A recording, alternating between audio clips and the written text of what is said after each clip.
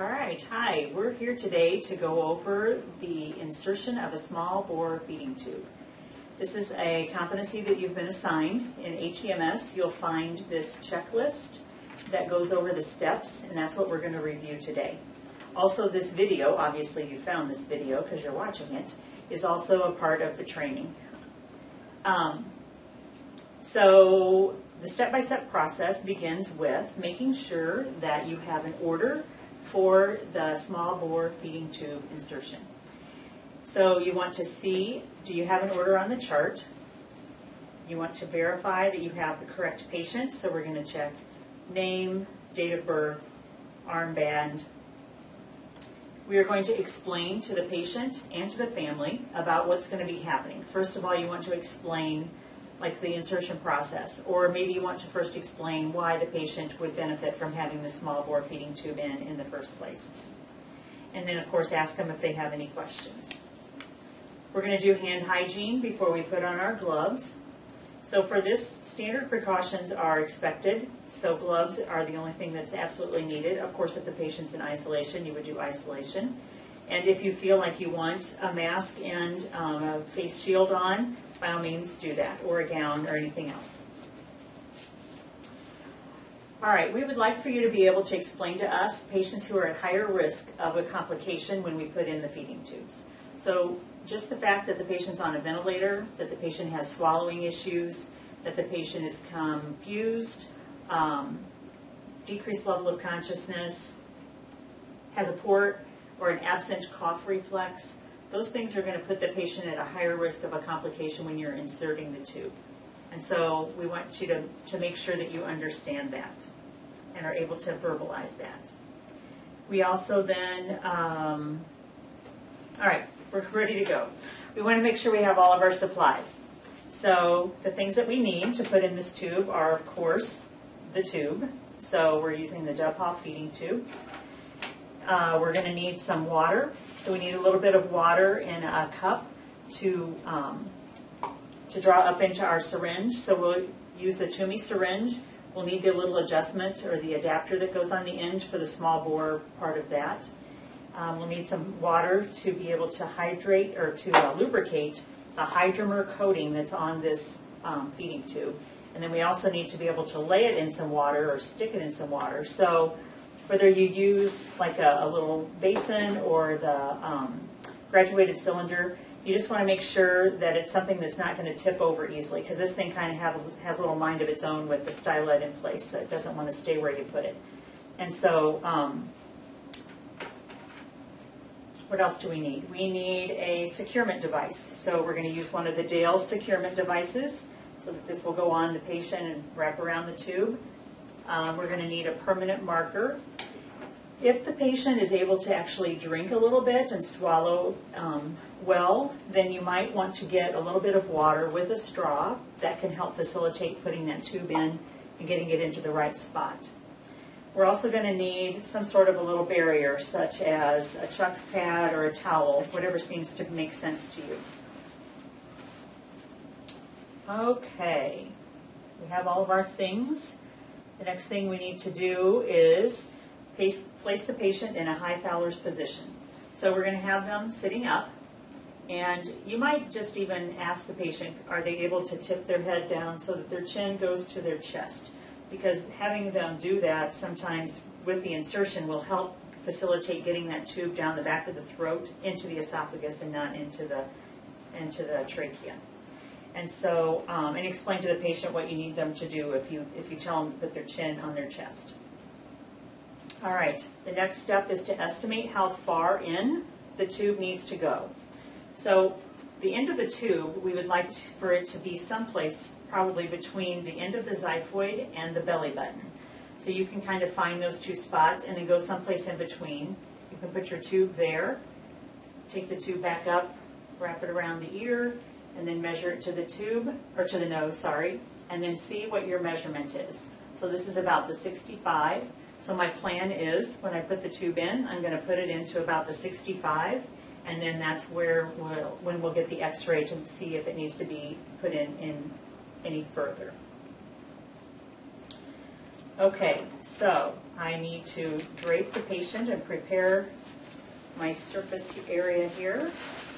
I'm going to cover the patient just so that if we have any spillage or any kind of fluids or anything, it's not on the bedding. Okay, I need to prepare the tube for insertion. So again, let's just review. The tubing itself, the end of this, there's a hydromer coating on here. And so having the water activates this hydromer coating. There's also a hydromer coating on the inside of the tube that helps with having the slickness to remove this stylet. So you do not want to use water-soluble like KY or any of that stuff. Just putting water on here will lubricate this, and then that's all you need in order to insert it safely. So 2 things for the water. We need the tip of this to sit in some water, so you might pour the water into a container, or if you have a container of the graduate of water, you could just stick that into there. Then we need to draw up 10 cc's of water into the syringe. And then we're going to inject that 10 cc's of water into the side port of the feeding tube. So it's going to go in here. And then you want to hold your finger on the end of this so that it doesn't squirt open and spray you all over with the saline or the water. So you're going to inject into here. You should be able to see the water coming out at the end of the catheter, or at the end of the tube when you're done with the 10 cc's. Okay, so now we've dipped this for at least 5 seconds. We've injected 10 cc's. So now our feeding tube, is ready to be inserted. So I'm going to the 65 mark, correct? So I'm going to start, I'm talking to the patient saying, okay, we're going to start putting this in your nose. And it's going to go in a little ways, and then you're going to get to the back of the throat, and they're going to go blah, blah, and they kind of, feel that yucky feeling and stuff. So that's when you would maybe want to have the patient tip their head down. If they can drink to kind of facilitate it going into the esophagus. And this patient particularly can't extend its head forward, so I'm just going to continue like this. So then, with the patient swallowing, or just with the patient with their head tipped, you would continue to insert the tube. Now, if the patient starts coughing uncontrollably, or they're in respiratory distress, you would want to pull the tube back, at least part way, if not all the way.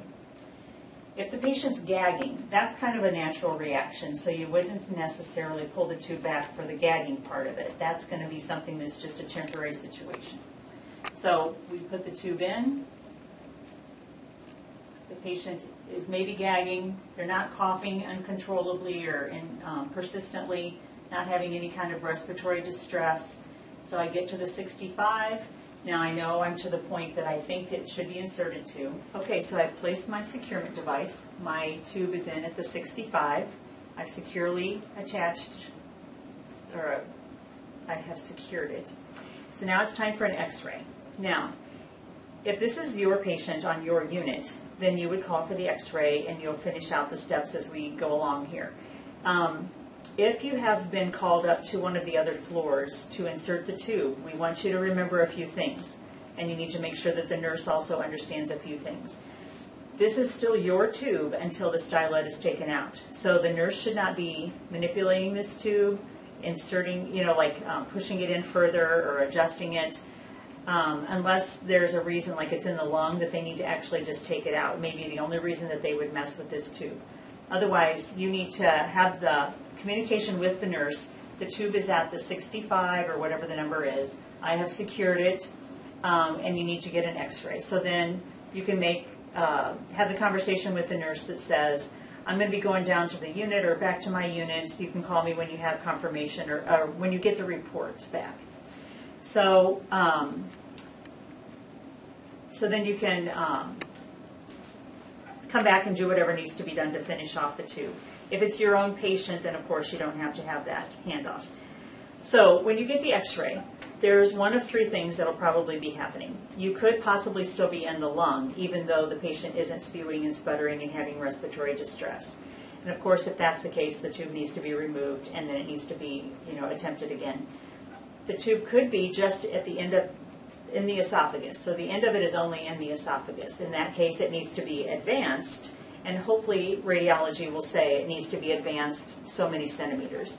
And then, so you would, of course, then unwrap, advance, rewrap the tube, and then tell the nurse, or you would know what the current, the new location is at the nair. And then you need to be the patient needs to be re-x-rayed to confirm placement into the actual stomach. The third option, or the third thing, would be that the tube is actually in the stomach the first time, and you did a great job. Yay! And so let's say that now we're to the point where you've either made the adjustment or the tube is in the stomach the first time. And so now it's time to finish up our securement here, or our process. Sorry. So what we need to do is, again, we're going to mark the tube for where it needs to be, where it's been placed. So we need to date the securement device, just like we've always taught you, so that it can be changed in 3 days. What we're going to do then with this permanent marker is at the end of this tube, or this securement device tape, and we would make a big fat mark on the end on the tube itself, so that we know, everyone knows that the marking here is at the end of this tape, so that you can see it from the doorway, you can see it when you're standing beside the patient. You don't have to try and figure out what the number is. You'll know it's in the right place. And then everyone knows when they change the securement device that line needs to be towards the end of those tapes that are on there. Then we need to re-lubricate that hydromer coating again. So with your Toomey syringe and the little adapter, we're going to pull up 10 more cc's. You're again going to pop open your side port. You're going to inject the water through there. Again, hold the thumb on the stylet. You're going to inject the 10 cc's. And now it should be easy, fairly easy for you to remove that stylet.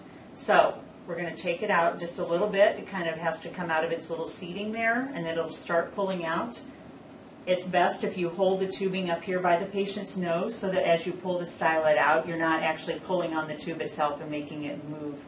And so as you pull the stylet out, you may want to just wrap it around your hand, because this wire, like we've said, has its own mind of its own. You can either kind of wrap the wire around it so that it kind of stays in one place as you put it in the sharps box, or you could take your glove and go around that to secure it and then throw it away. And then, of course, you need to document your insertion, and that's about it.